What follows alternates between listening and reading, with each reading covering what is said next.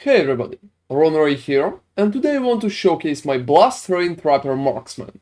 The build deals incredible damage and can melt through enemies easily, even at 900 corruption. Most of the gameplay was filmed around that number, yet I'm sure that it's possible to push even further. It also stays pretty fast and proactive, so if you want to quickly cut through enemy packs, this build will be perfect for you. The trap gameplay also feels pretty fresh, since you can leave some of traps behind while running and kill enemy packs without even stopping for a second. Let's get to the details of how the build works, so you can build something similar. For the build to work, we are using a pretty interesting mechanic. First off, we are throwing explosive traps. However, with Blast Rain passive, we are shooting them as arrows instead, because our traps are attached to arrows. That way we can use bow attack speed and bow damage instead of throwing ones. When those traps are detonating, we are using passive called arrow traps. That way every trap which detonates pretty much shooting detonating arrows around. Together with additional passive blasting device, we are receiving additional damage per every point of dexterity. So per 3 points of dexterity we are receiving +2 damage. We're also using passives such as static mines, cold snap mines and trappas to pretty much throw around 5 traps at the same time with every shot that we are doing. So every trap when it detonates, pretty much shooting detonating arrows around. Detonator's arrows have about 15% explosive chance as well with mana arrow, since they are consuming no mana completely. And if detonating arrows just stay in the enemy, they are lowering enemy resistances. All of those mechanics together are pretty much lead to a pretty cool game style and a very decent damage, when we can literally destroy everything in seconds just by pouring it with crazy rain of arrows. As defense measures, we are using the shift together with Shurikens to get additional bonus armor and smoke bomb to provide silver shrouds and that cool invulnerability from backflip. On top of that, we are using Rain of Winter, legendary longbow. Every time when we are hitting something with our bow hit, we have a chance to cast Icicle. Icicle is pretty much a cold spell that's going to help us with clearing and will raise our damage against a single target because we have so many hits at the same time. So the build itself is pretty mana hungry. That's why there's a few techniques which can help us with mana management. The first thing that I can add, we can definitely take subtle sabotage for our traps. That's going to lower mana cost significantly, together with Gelco blueprint, which will help us with mana efficiency too. Another important part is to always have a mana arrow bonus in the detonating arrow skill tree passive tree. That way our detonating arrow will not have any kind of mana cost, which is pretty nice. On top of that, we will need to roll mana regeneration on almost all items in the build, so make sure you have mana regeneration on your rings and on your amulet if possible as well. You can miss some of them, however, try to roll as many as possible. You can also roll it on belt, for example, and all little parts of mana regeneration would help. Getting at least 17-18 mana regen at current situation is absolutely mandatory to play the build. However, you will feel better if you will have at least 20 or 21%. Another pretty important question which can help us with DPS is pretty much how to rise critical strike chance and which number we need to have to pretty much crit consistently. I would say right now I prefer around 80% of critical strike chance for bow skill without activated passives. You're definitely going to have more because you have such things as critical vulnerability and barrage of pain passive. However, you still will need to roll crit at some places. The most important part where you can roll it is pretty much Rain of Winter longbow itself. It's really recommended to get at least one LP version and buff critical strike chance there together with bow attack speed. It's going to help you tremendously. If you can get even more critical strike chance by adding another T5 stat, it could be pretty nice. However, even 10% of flat critical strike chance will be enough. Another step would be Peak of the Mountain. Peak of the Mountain can provide a crazy amount of critical strike chance just by itself. We're not leeching a lot of damage anyway, so you can just get Peak of the Mountain and use it to pretty much rise your damage significantly.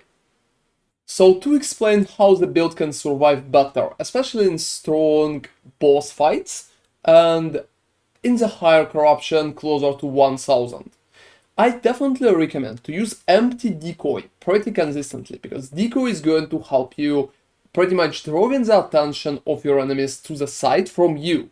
At the moment while they're attacking the decoy, you can definitely blast them away with traps.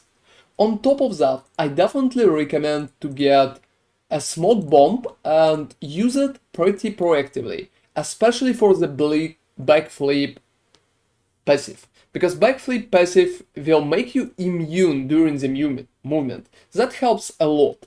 On top of that, it can also provide Silver Shroud stack. You only need one to pretty much dodge the next hit. However, it helps a lot, especially against the bosses, because you can dodge most of the big hits that are coming at you at that moment. If there will be no follow-up attack, you're going to be just fine. So use the decoy, use the shift occasionally, and use a smoke bomb for both Silver Shroud and jumps. So when we are picking stuff for our skills, first one is Explosive Trap by itself. In that regard, we need to pick Cluster as Explosive first, for at least 2 points, and Subtle Sabotage to fix our mana issues. We're also getting Blast Rain, because it will help us with bow damage and bow attack speed. And 4 points to Gel Core Blueprint is definitely recommended for mana efficiency. After that, we can pretty much go to the left for arrow traps to get Detonating Arrows on trap detonation. And get Static Mines, Trappas, and Cold Snap Mines. All of that together will make sure that we are throwing as many traps as possible. The last passive that we are taking is pretty much Trap Spleen Clear, which is nice, but definitely not mandatory. For Detonating Arrow itself, the most important part is to get Mana Arrow as fast as possible. After that, we're just taking Sucker Punch, some bonuses here, and moving it to Cold, so Frost Fang Arrow is definitely recommended. After that, for Shurikens, we're just going for Bladed Armor, because we needed to pretty much have a bonus armor. Floating Blades helps too, because we're going to have much longer buff for more armor gain. And we're also going for Flip a Coin to get additional Shurikens. And Still and Steel could be nice just for mana cost, in case you will decide to use Shurikens manually. Ethereal Blaze is very important, so make sure you have all 4 points here for Pierce chance. Otherwise, you will lose your Shurikens because they will just stuck on enemies. For the shift, it's very important to get Shurikens as fast as possible again, that way we will auto-cast them every time when we are using shift. We are also taking cleans, which is pretty important, and Shadow Sleep to have invulnerability while shifting. The rest is pretty much self-explanatory here. And for the Smoke Bomb, there's a lot of different approaches, however, I think only cleans here and escape tactics for backflip and immunity during movement is very important. The rest is pretty much could be different, however, I recommend to get at least Shadow Hunter for blinds and some slow, because it can feel good, especially while you're clearing. Getting area and dust shrouds is nice, but definitely not mandatory. So talking about our items, the most important part is Rain of Winter and try to roll critical strike chancer, as I already mentioned. Second part is Morning Frost, because Morning Frost is going to give us at least 1 cold damage to attacks per point of dexterity, which is very important. If you can roll health on that, it will be just perfect. Peak of the Mountain is a very important item too, it helps with critical strike chance, so get it ASAP. Usinui Sphere is pretty much a pretty nice item as well. You can roll mana regeneration there, you can get critical strike multiplier, and the rest is pretty much not really important.